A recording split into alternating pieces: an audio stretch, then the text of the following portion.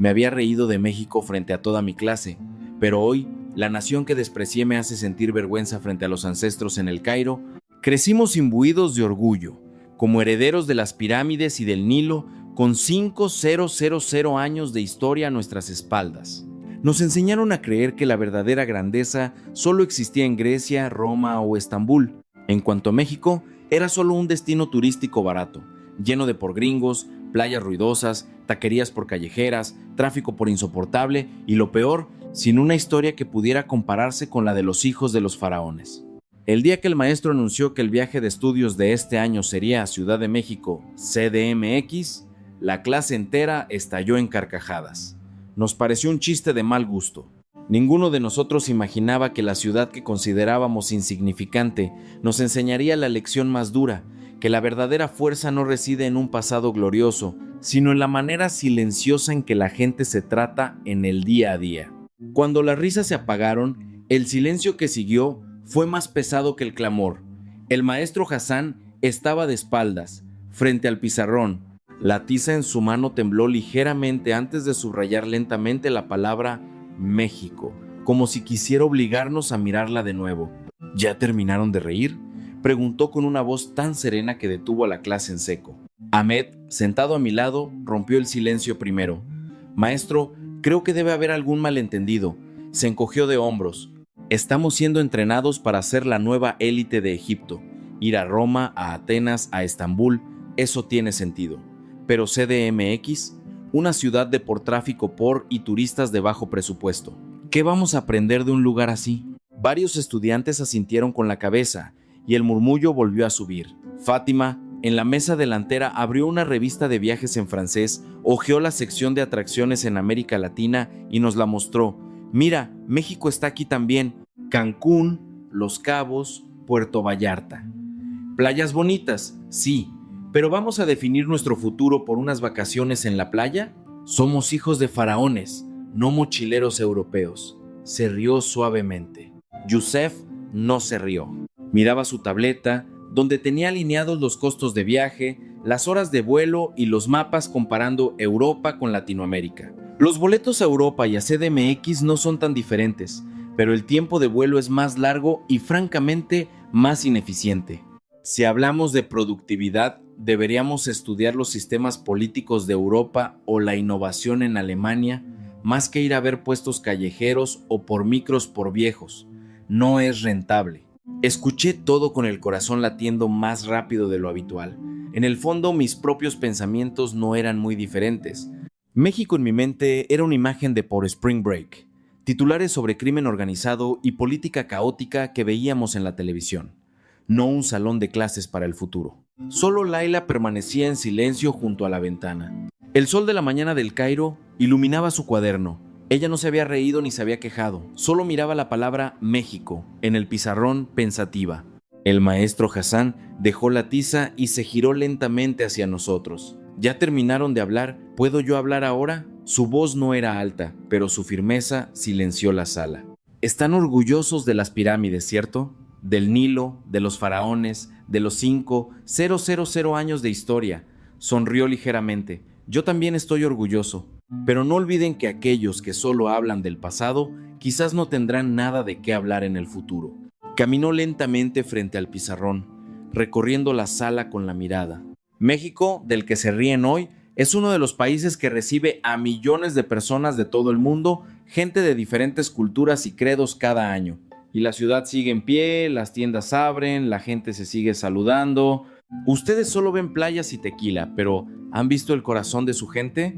La palabra corazón dicha por el maestro me hizo detenerme en seco. ¿Por qué CDMX?, insistió Fátima. ¿Por qué no Atenas o al menos París? El maestro Hassan se detuvo frente al mapa del mundo colgado en la esquina. Tocó Egipto con el dedo y luego trazó una línea larga hacia América Latina. Porque ustedes ya conocen Europa demasiado bien. De las películas, de las redes sociales, de la publicidad, respondió. Pero no conocen a nuestros vecinos del sur. Creen que son más pobres, más desorganizados, más salvajes, tal como dicen las noticias. Si queremos ser los nuevos líderes de Egipto, debemos atrevernos a ver el mundo desde el ángulo que la mayoría se niega a ver. Se giró hacia la palabra México, De nuevo, México no es solo playa, no son solo tacos, ni la imagen del portráfico por en las noticias internacionales, dijo lentamente. Es una nación que vive con dos conceptos cruciales. El primero es la calidez humana, y el segundo es el respeto a la convivencia, el respeto. Han logrado que su ciudad funcione gracias a estas dos palabras. Quiero que vayan y vean con sus propios ojos lo que eso significa. El suave chirrido de una silla vino de la esquina.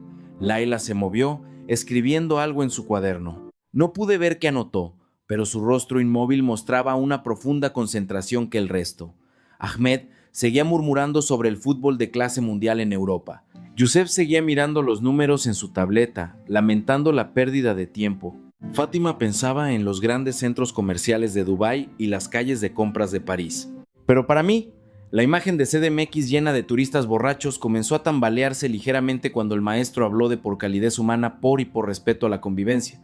Porque en nuestra propia ciudad, en el Cairo, que tanto amamos, nos costaba encontrar algo así cada día.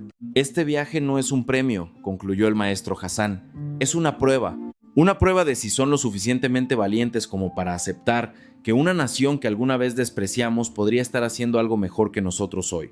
Si van a reír, rían ahora con todas sus fuerzas, porque al regresar, sus corazones quizás ya no se atrevan a reír de la misma manera. La sala se quedó en silencio total. Volví a mirar la palabra México en el pizarrón. Sentí que ya no era solo el nombre de un país, sino un espejo en el que tendríamos que mirarnos de cerca. La mañana de nuestro viaje, el aeropuerto internacional de El Cairo resonaba con anuncios, el roce de las maletas contra el suelo y el claxon de los coches que se colaban desde la calle, como si quisiera recordarnos que esta era la ciudad de los faraones de la que estábamos tan orgullosos. Miré hacia el techo alto manchado de polvo, pensando con ironía que en unas pocas horas volaría a un país que tan fácilmente había catalogado como destino turístico barato. En el mostrador de por check-in el caos era palpable. La familia de Ahmed llegó con el padre resonando por toda la sala. ¿México dices?, preguntó con voz áspera. ¿Eres un futuro futbolista de élite? ¿Vas a perder días viendo centros comerciales y por gringos por borrachos en el centro histórico? Si fueran a Europa, lo entendería. Ahmed hizo un gesto de impotencia. Solo vamos a comer unos tacos y volver, padre. No te preocupes. Pero pude ver la insatisfacción y la presión en sus ojos. Junto a ellos, la madre de Fátima la abrazó con fuerza. ¿Estás segura? Leí en las noticias que hay mucha gente, tráfico, inundaciones y comida picante. Me da miedo que te enfermes, lloriqueó. Si fueras a Roma, estaría más tranquila. Fátima intentó sonreír. No te preocupes, madre. Llevo 3 botellas de gel desinfectante y una caja de mascarillas grandes. Si no está limpio, no lo toco. Pero su voz también temblaba ligeramente. Yusef escuchaba a sus padres con una calma que rayaba en la frialdad. Este viaje no es barato, hijo, dijo su padre. Si vuelves solo con fotos de ruinas bonitas o playas, no habrá valido la pena. Debes volver con una nueva comprensión que sea útil y práctica. Yusef asintió. No respondió largamente. Solo miró los números en la tarjeta de embarque y murmuró para sí. Pronto sabremos si es rentable. En cuanto a Laila, su abuelo la acompañó. El anciano, con un viejo abrigo que había soportado el calor y la arena del Cairo durante décadas, le puso la mano suavemente en el hombro. Estamos orgullosos de las pirámides, del Nilo. Eso es bueno, le dijo con dulzura. Pero niña, no olvides que el mundo no gira solo alrededor de Egipto. Ve y mira con tus propios ojos cómo vive la gente en un país que consideramos menor, y luego pregúntate cómo debemos avanzar en este siglo. Laila escuchó en silencio. Sus ojos reflejaban una mezcla de miedo y emoción. Después de pasar por la aduana y varios controles, subimos al avión. El desierto dorado y la línea del Nilo se alejaron lentamente bajo las alas. Ahmed se asomó por la ventana y bromeó. Adiós, campos de fútbol soñados. Hola, CDMX, que todavía no quiero conocer. Se escuchó una risa suave entre nosotros, pero era una risa insegura. El vuelo de horas y horas transcurrió lentamente. Las luces de la cabina bajaron, algunos pasajeros durmieron, otros vieron películas. Fátima puso un video de YouTube sobre cafeterías por Trendy Porén CDMX, colores chillones, postres empalagosos, rascacielos. La vi dudando, sin saber si estaba emocionada o aburrida. Yusef abrió un mapa del metro y metrobús, mirándolos con la concentración de alguien que calcula un sistema, no de un turista. Laila abrió su libro de historia egipcia, pero su mirada se perdía en la distancia, probablemente escuchando las palabras del maestro Hassan una y otra vez. La calidez humana, por el respeto a la convivencia, dos palabras de un idioma que aún no podía pronunciar. Cuando el capitán anunció la preparación para el aterrizaje en el Aeropuerto Internacional de Ciudad de México, AICM, me ajusté el cinturón. Mi corazón latía fuerte, sin saber si por emoción o por miedo.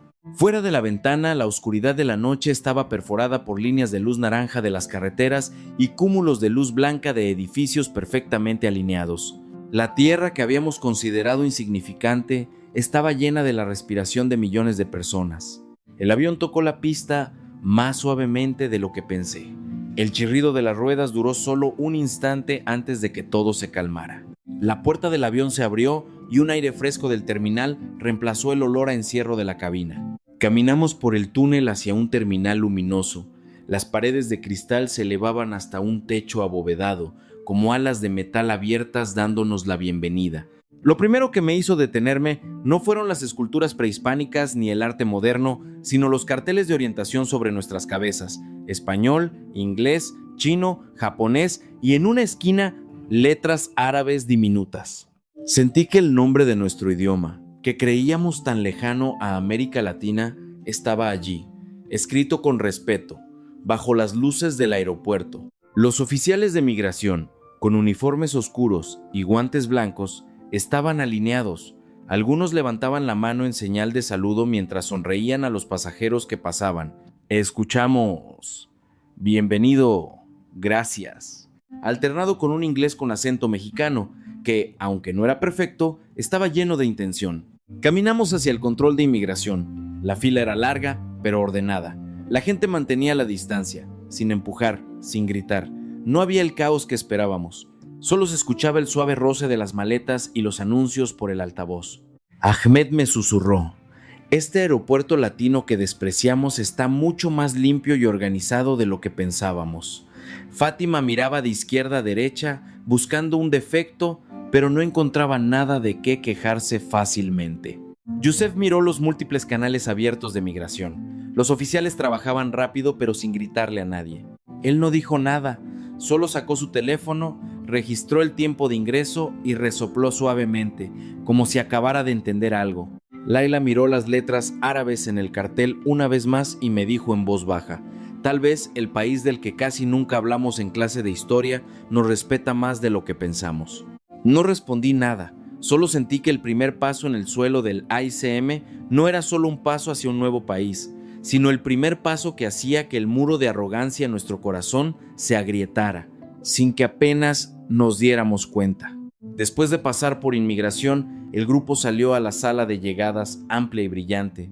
La luz blanca se reflejaba en el suelo pulido y podía ver mis zapatos más claramente que en el Cairo.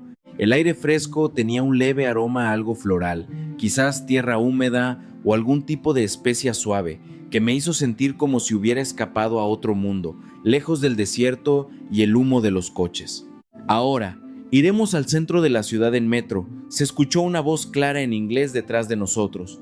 Nos giramos para ver a un hombre mexicano, alto y delgado, con una camisa azul claro y una insignia que decía Pablo Guía. Él nos saludó al estilo mexicano, sonriendo al maestro Hassan y a nosotros con una expresión que hacía que el vestíbulo pareciera menos intimidante. Seguimos las señales del metro que colgaban sobre nuestras cabezas. Las flechas azules indicaban claramente el camino. Había escaleras mecánicas que te movían sin esfuerzo. Muchos mexicanos se paraban a la derecha, dejando el lado izquierdo libre para que la gente apurada pasara, sin que nadie tuviera que pedírselo. En un rincón vimos a una pareja de turistas de Medio Oriente confundidos girando un mapa en sus manos. Una empleada del aeropuerto, con su uniforme oscuro, se acercó, les sonrió y les preguntó en inglés sencillo: ¿puedo ayudarles? Ella no suspiró ni puso cara de molestia. Incluso después de explicarles la ruta 2 o 3 veces, seguía sonriendo. Luego les señaló el camino y se despidió con un gracias, acompañado de un ligero gesto de asentimiento. Esa imagen me hizo recordar a veces en el aeropuerto de El Cairo, donde veíamos a los empleados darle la espalda a los pasajeros que preguntaban demasiado. Aquí era lo contrario. La voz era simple, pero llena de intención de ayudar. Sentí el significado de por la calidez humana, porque el maestro había mencionado, sin necesidad de traducción. Cuando llegamos al nivel del metro, encontramos las máquinas expendedoras de boletos automáticas. La pantalla táctil tenía menú en inglés. Pablo nos mostró el proceso paso a paso con mucha paciencia, como si estuviera enseñando a un familiar en casa, más que atendiendo a turistas extranjeros. Este tren irá directo al centro de la ciudad, tardará unos 20 minutos. No se preocupen por el tráfico por aquí, sonrió. Esta es la primera puerta de CDMX. Queremos que todos vean que nuestra ciudad no es solo por tráfico y noticias políticas, como muestran en la televisión. La puerta del tren se abrió y el aire frío del aire acondicionado salió. Entramos con cautela, lo que vimos me hizo contener la respiración por un momento. El vagón del tren estaba tan limpio que apenas había polvo, los asientos azules estaban ordenados. En el centro había espacio para las maletas. El mapa de la ruta estaba claro en la pared superior. Los mexicanos que subieron antes no se apresuraron a tomar asiento. Se alinearon cerca de las puertas, permitiendo que los pasajeros con maletas grandes se movieran hacia el espacio interior naturalmente. No hubo gritos, nadie empujó a nadie. Solo suaves permiso o disculpe mientras se movían. Poco después de que el tren se puso en marcha, un joven estudiante se levantó de su asiento y sonrió a una mujer embarazada que acababa de subir. «Adelante, por favor», le dijo. Ella asintió agradecida y se sentó con respeto a la convivencia. Fátima se inclinó para susurrarme. «En El Cairo, si no luchas por el asiento, tienes que quedarte de pie hasta el final». Asentí sin saber qué responder. Pablo se giró hacia nosotros y nos preguntó suavemente. «¿Saben? Los asientos azules son para personas mayores, mujeres embarazadas, personas con bebés o con alguna discapacidad. Les llamamos asientos reservados. Cuando vemos a alguien que debería usarlos, simplemente nos levantamos. No necesitamos que la policía nos obligue. Es solo respeto a la convivencia». La palabra por respeto hizo que Yusef levantara la vista de su teléfono. Miró los símbolos de las personas mayores, las mujeres embarazadas y las madres con bebés en la pegatina sobre el asiento, y anotó algo en su pequeña libreta. Fuera de la ventana, el sol de la mañana en CDMX se hizo más fuerte. Los campos y los almacenes se convirtieron lentamente en hileras de casas suburbanas con techos naranjas, verdes y azules perfectamente ordenados. Las líneas de postes de electricidad fueron reemplazadas por rascacielos, pasos elevados y autopistas a diferentes niveles, como las líneas de la palma de la ciudad. ¿Esta es la ciudad que dijimos que no tenía nada que enseñarnos?, pensé. Vi una cúpula colonial con techos superpuestos de color dorado que se asomaba entre los edificios de vidrio modernos. Abajo, los coches se movían poco, pero con orden. Los semáforos funcionaban a tiempo. La gente cruzaba la calle con la luz verde, como si sus movimientos estuvieran cronometrados de antemano. Al llegar a la estación, Pablo nos indicó que nos preparáramos para bajar y cambiar al metrobús hacia el centro de la ciudad.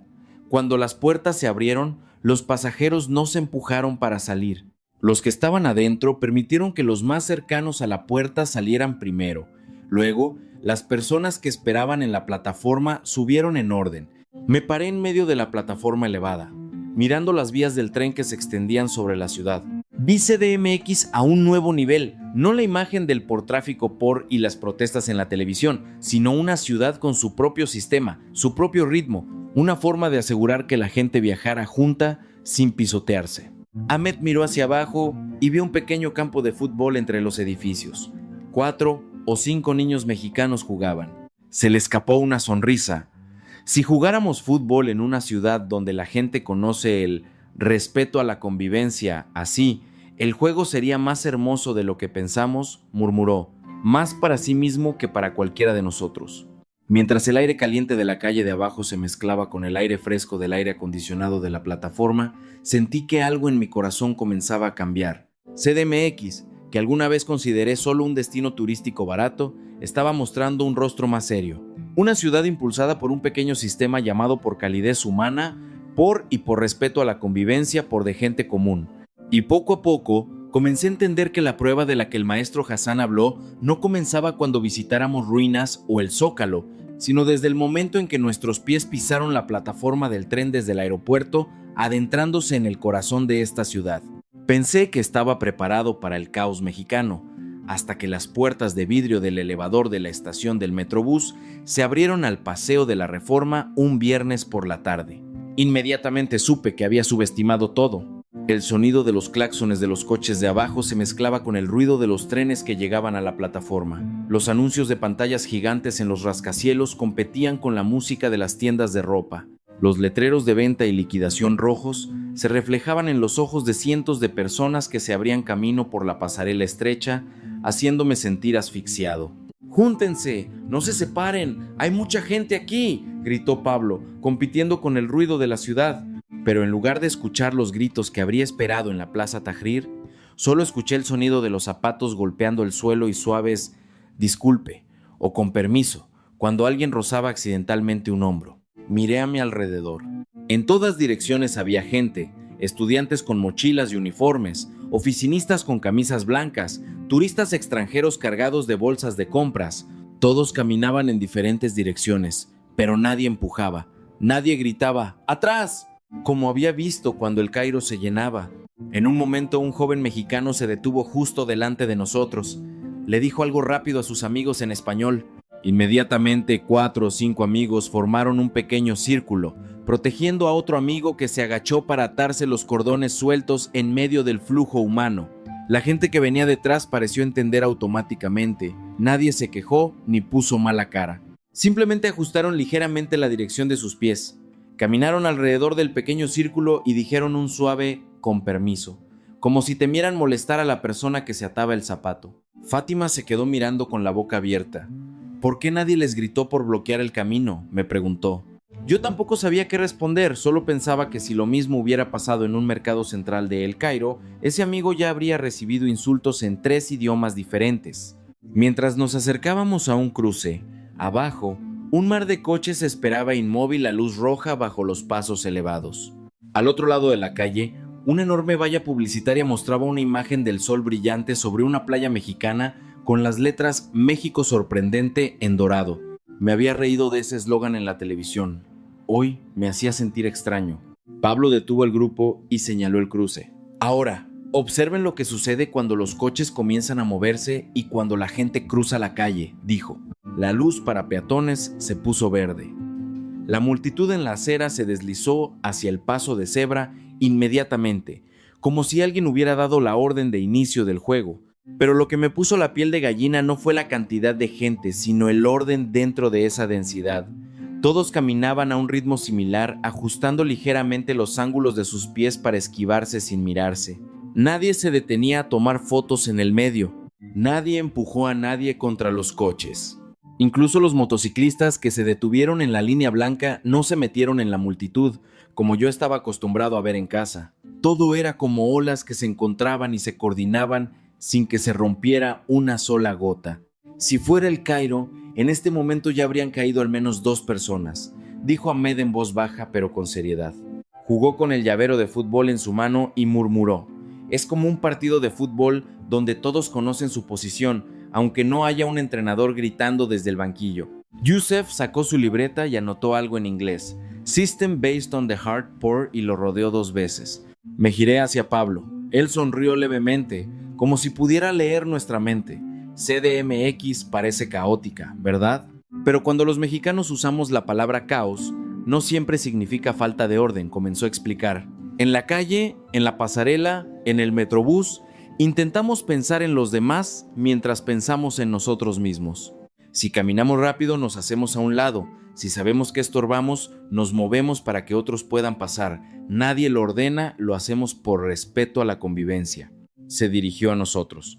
Es difícil traducir por respeto a la convivencia por directamente, pero para nosotros es saber cómo nuestra acción afecta al otro y elegir la manera que menos moleste a su corazón.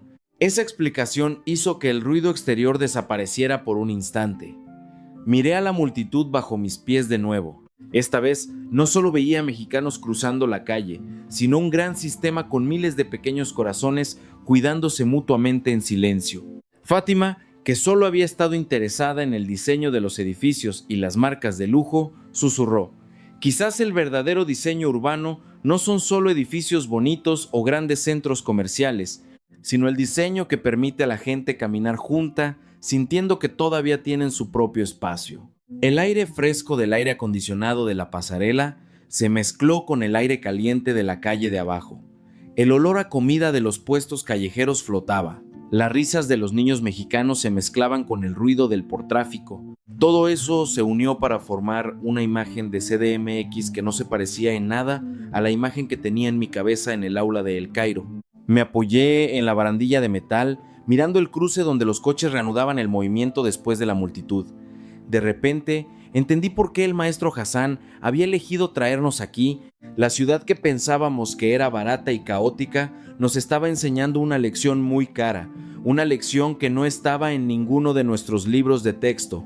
El verdadero orden no es el sonido de las órdenes gritadas por un altavoz, sino que surge de la elección de la gente común de pensar en los demás un medio paso antes de chocar.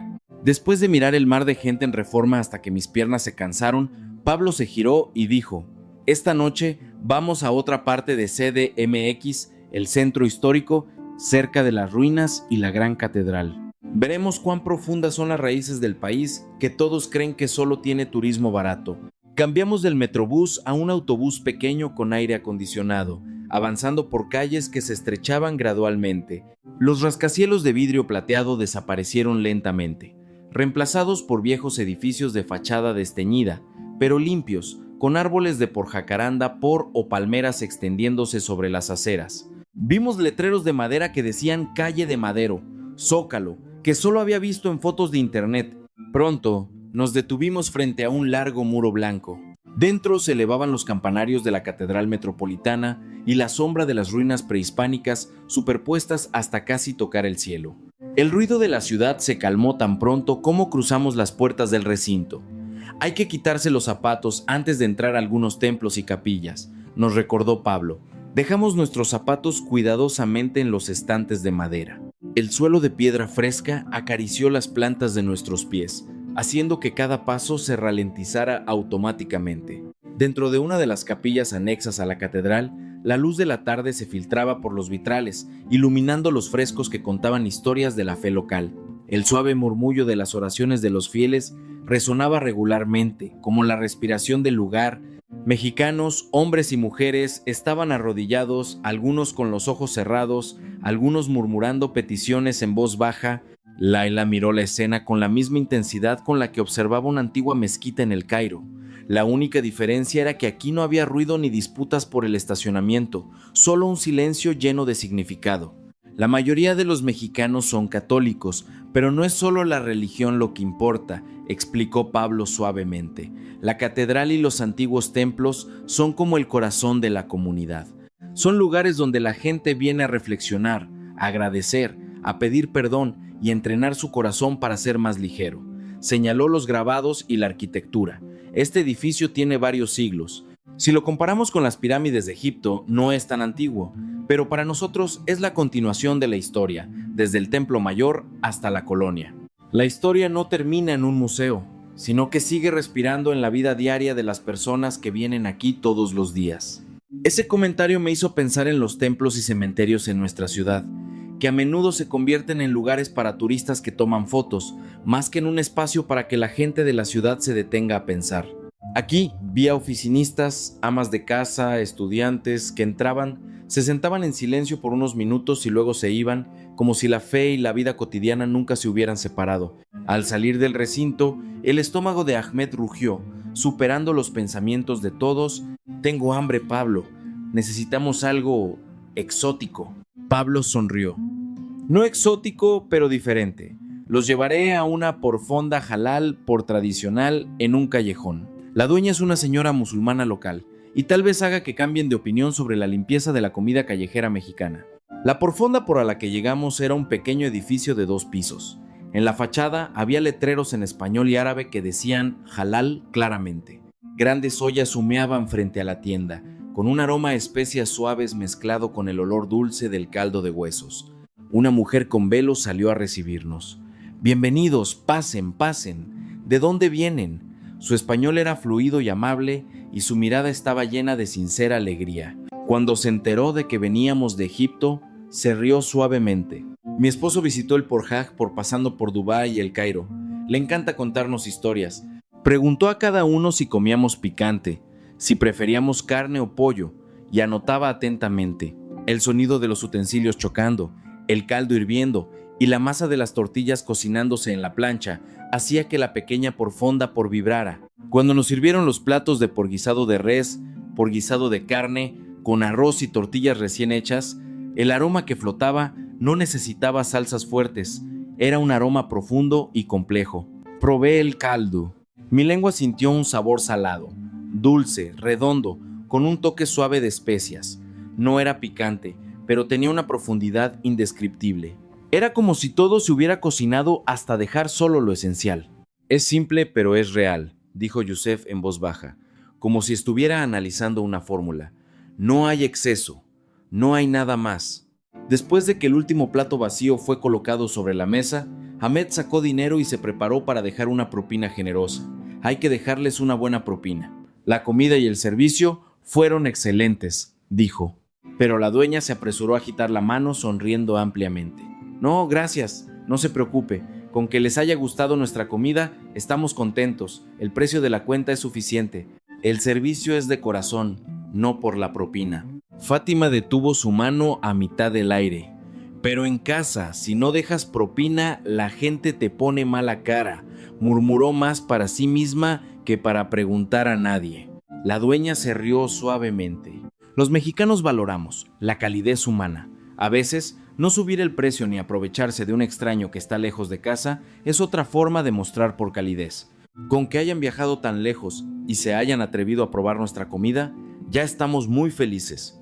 La palabra por calidez humana, porque había escuchado durante todo el día, de repente cobró sabor en mi boca, el sabor de ese guisado halal. Al salir de la porfonda, la luz de la noche iluminaba las cúpulas de la pequeña iglesia. Justo al lado se veían las siluetas de los edificios coloniales a lo lejos. El sonido de las campanas se mezclaba con el murmullo de la gente. No eran simultáneos, pero tampoco estaban en conflicto, como yo había pensado. Sentí que el país que llamábamos destino turístico barato nos estaba enseñando una lección muy costosa, que la historia no son solo piedras antiguas que guardamos para exhibir, sino la forma en que una generación transmite su calidez humana a la siguiente, a través de un plato de comida caliente, a través de una sonrisa que rechaza una propina y haciendo que un extraño de El Cairo se sienta no demasiado lejos de casa. La mañana de nuestro último día en el ICM, todo parecía mucho más silencioso que cuando llegamos, aunque los anuncios y el ruido de las maletas seguían igual. La diferencia no estaba en la ciudad, sino en nuestros propios corazones. Me senté mirando un avión de Aeroméxico estacionado a lo lejos y recordé el primer día en Reforma, las risas en la porfonda por tradicional, la luz de la noche sobre el centro histórico. Todas las imágenes se superponían, sin poder distinguir lo que era turismo y lo que era una lección de vida. Al regresar a nuestra aula en el Cairo, el mapa del mundo en la pared seguía siendo el mismo. Europa estaba donde siempre.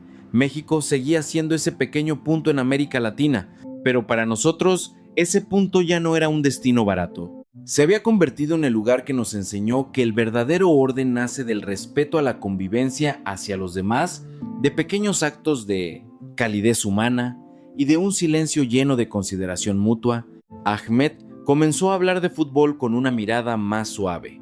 Fátima abrió su cuaderno de bocetos con diseños que se enfocaban más en hacer que las personas convivieran fácilmente que en el lujo.